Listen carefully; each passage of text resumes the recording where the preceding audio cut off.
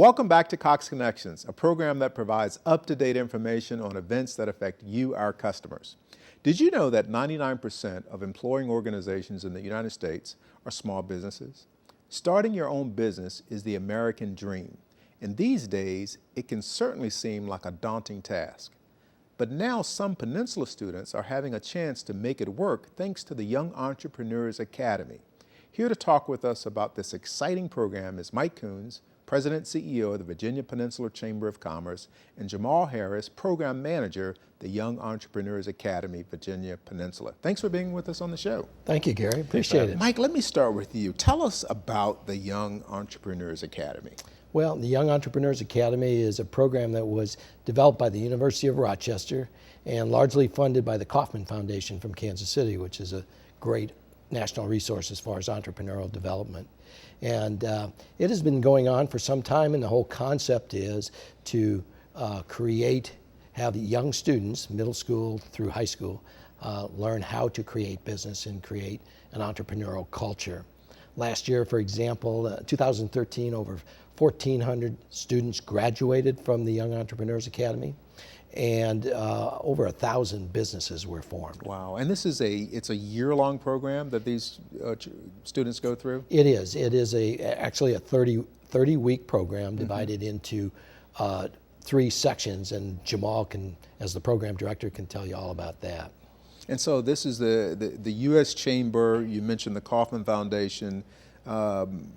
Why did they do this? Why was this important for a business organization to be involved in something I think like this? The U.S. Chamber endorses it, and they have provided our chamber with a startup grant. This is a major investment for an organization, financial investment as well as human capital.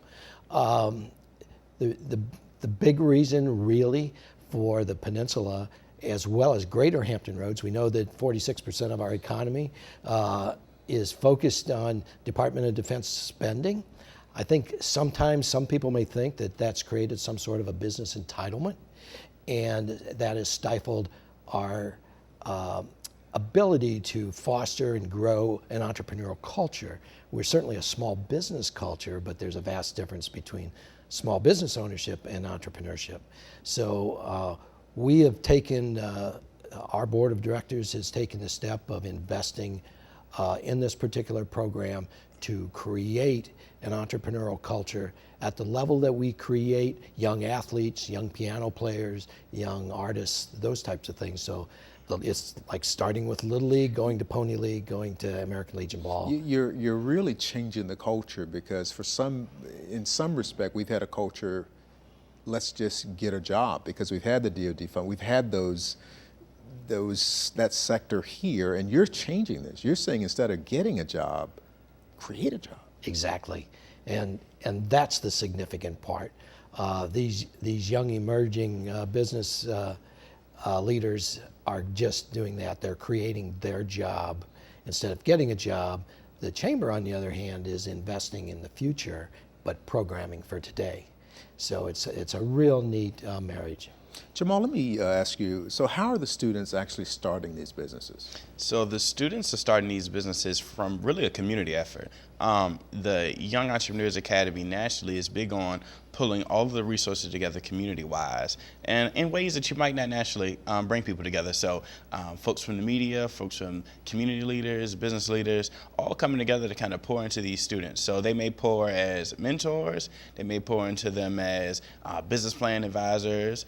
They may serve on our investor panel, in which business owners can come in and invest in students' businesses to actually get their first orders out of their product. So they're graduating from this program as business owners. As business owners, CEOs of their own companies. Yes. So it's really different, because a lot of programs, what they do is it's almost like a theoretical, simulation type program. But really, this is a practical, business ownership. Students have owned everything from production companies where they produce a product, like maybe something that holds your boots, right? Because we have a farm culture here. So another student had a farm culture, and he developed something that held your boots so they wouldn't get muddy and rain wouldn't get in them as you left the farm. And he got on the finalist list for the Walmart. Another group of students made reversible ties. Now I know as us guys, the suit and ties, I always get stuff on my tie. I'm still growing up.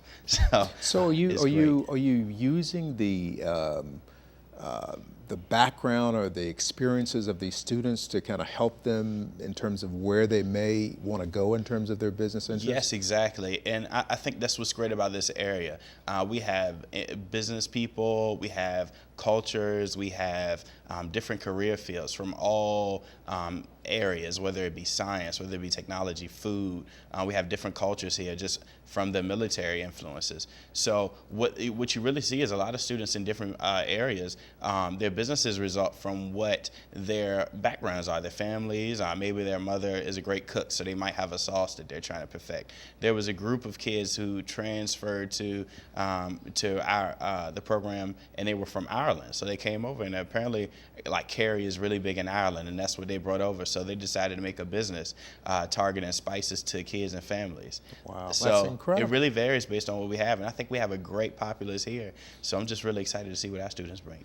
Mike, the business community, clearly they have to be involved in this, right? I mean, in order for this to work. They really do, and that's really a critical ingredient in the culture change and in the creation of a new culture.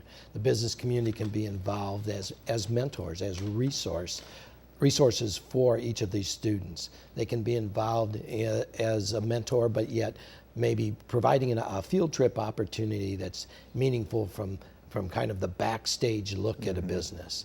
The other thing, as Jamal mentioned, which is critical, is to create a investors panel of approximately 12 business people who have been entrepreneurs and who are willing to invest money in the students' business, so that when the program's over, it's basically a local Shark Tank. And so they what a great idea. Pitch their business. Jamal, let me end with you. We only have about 30 seconds. How can people become involved in the in the academy? Well, one of the first steps is just to contact our office. So we can be reached at 757-325-8157. We can put that number and contact information on the screen. Or at YEA, which is YEA at vpcc.org.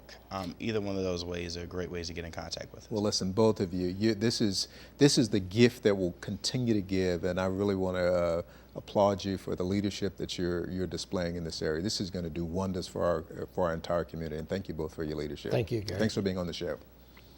And thank you for joining me on this episode of Cox Connections. As always, I want to personally thank you for choosing Cox Communications for your entertainment, information, and communication needs. We know you could have chosen another provider, but because you chose us, we pledge to be a friend you can trust. We promise to provide you with innovative products backed up by a talented local team of professionals that will help you stretch your dollar. And we promise to continue to make a difference in the Hampton Roads community. So from all of your friends and neighbors here at Cox, we thank you again for joining us on this edition of Cox Connections.